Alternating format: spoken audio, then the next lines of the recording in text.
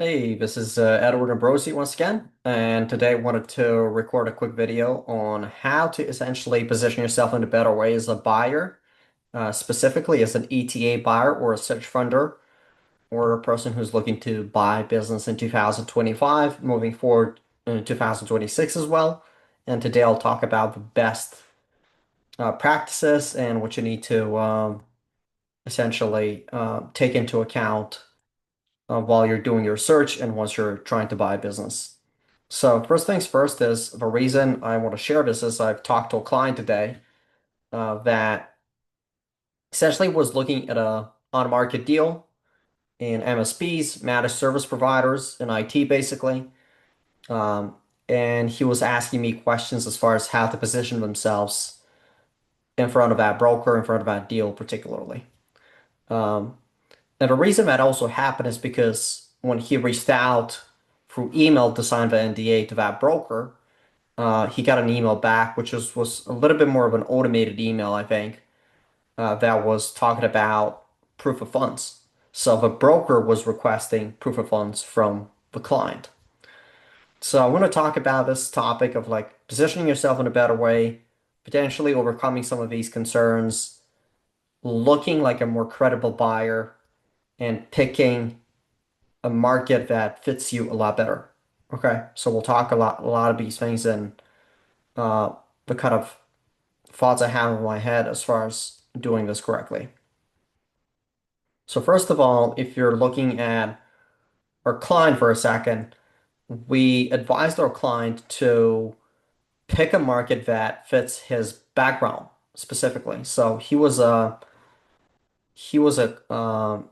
individual that had a lot of experience with MSPs, IT stuff, and we essentially told him, hey, look, at the end of the day, the easiest thing for you to be able to do now is something uh, localized in that environment or all across the state um, or all across the nation in that environment, which is MSPs or cybersecurity companies or IT-based businesses, just because of his technical background and how he can add value.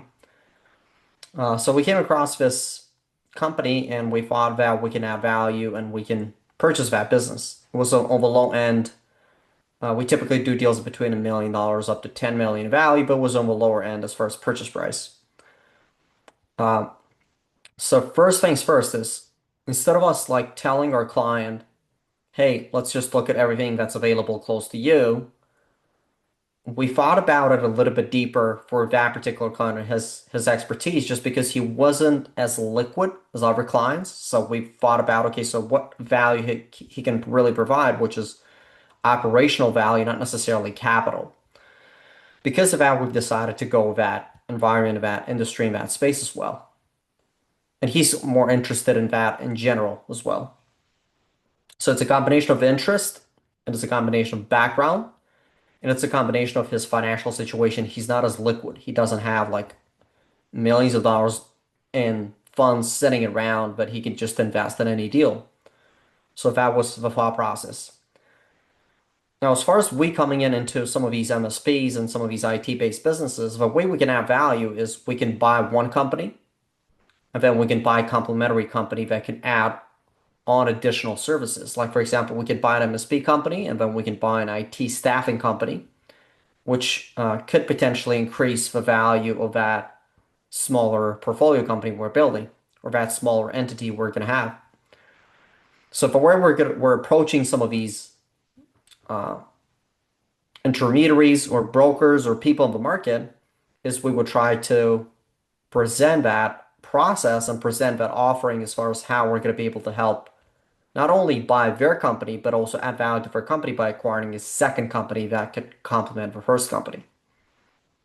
So from the perspective of a broker, it makes more sense to work with a buyer like that just because the broker understands that the client is playing a long-term game and is actually trying to add tremendous amount of value to the deal, not just buy this business and operate it.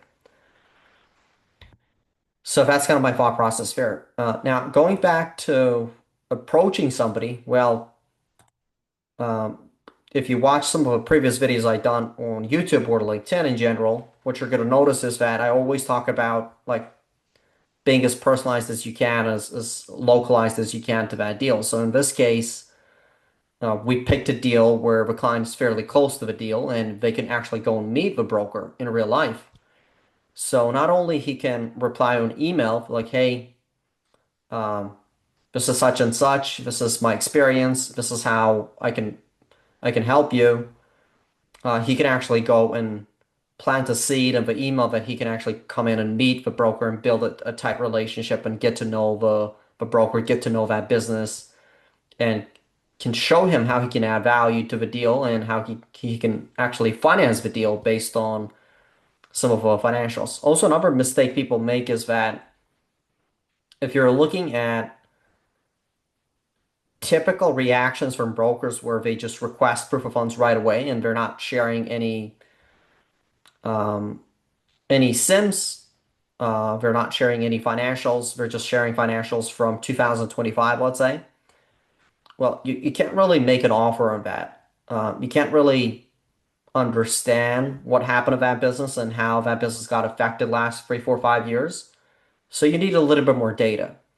Even though you have proof of funds, even though you have contacts or you have an investor lined up to help you should still be able to get some of the basic preliminary information. Because it is a red flag for a buyer to not receive any information at all about the deal from a perspective of last 3, 4, 5 years. The reason for that is when we're actually raising capital, we're getting a loan, potentially where we're getting an SBA loan or we're getting a commercial loan in Canada or a different market. We want to be able to present the deal in a way that makes sense for the lender. So we want to create a loan package that is going to show how the business has been functioning, how the business has been growing the last even 5, 6 years.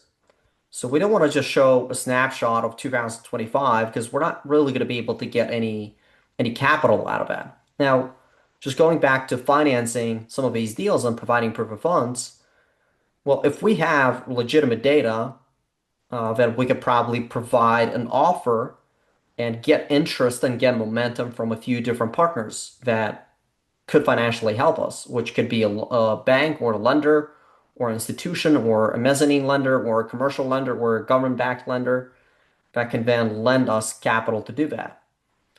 Provided the fact that the deal is good and we can maybe invest some skin of the game, some down payment into that. So let's say you would explain to that broker that, hey, look, we'll be able to provide proof of funds once we make an offer. But to make an offer, this is some of the preliminary information we need. Are you comfortable with that? This is how we typically would move forward. And we're having conversations with multiple acquisitions and multiple deals, and this is how we typically would do it. And you're just trying to get them to the comfort level of your process and how you're doing things. You're not trying to get information that you're not going to use. You're going to use that information and you can show them how you use that information and how you're going to be able to get capital from some of your partners, some of your contacts, and how you do this. You also want to be transparent that you're using either uh, a combination of equity and a combination of debt to be able to close the deal, not just using all your funds you have. Even if you provide proof of funds that you have $5 million liquid, you're still not going to use your $5 million to do the deal. The way you're going to do the deal is you're going to put a down payment of your $5 million. Let's say you're going to put down 10% out of a total value of the deal. And then you're going to go and raise outside capital, which is typically going to be debt. It's not going to be equity, just because you don't want to dilute yourself to do the deal. So you want to explain these things if they want to push you on that. Now, the way we kind of went through